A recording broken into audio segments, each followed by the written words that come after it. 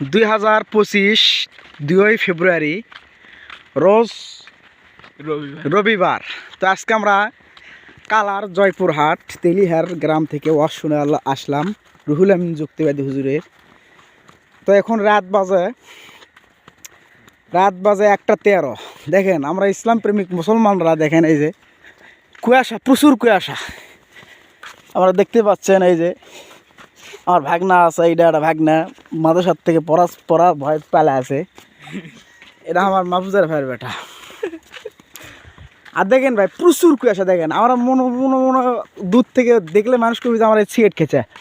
দেখেন দেখতে পাচ্ছেন, এটা কিন্তু আমার মুখের ভাব। দেখেন প্রচুর কুয়াশা, দেখেন এমনকি আমার পাশে যদি কেউ হাঁকবা বসে আমার ঠিক পাবো না, ওই নিশ্চিতভাবে হাঁকতে পারবো, আর কোনো ভয় নাই, আমরা দেখতে পারবো না। দেখেন চতুর্দিকে কুয়াশা। এটা আওয়াজ হচ্ছে ওই যে কালায়া জয়পুর যুদ্ধ হচ্ছে, এখানে বোম পড়লো না, সেটার আওয়াজ। যাই হোক, তাই আমরা খুব আতঙ্কে আছি, বলা যায় না ফের আমাদের ধনেল গ্রামে বোম পড়তে পারে।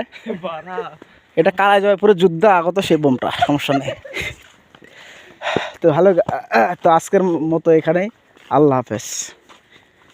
আর বোম পড়বি নাকি?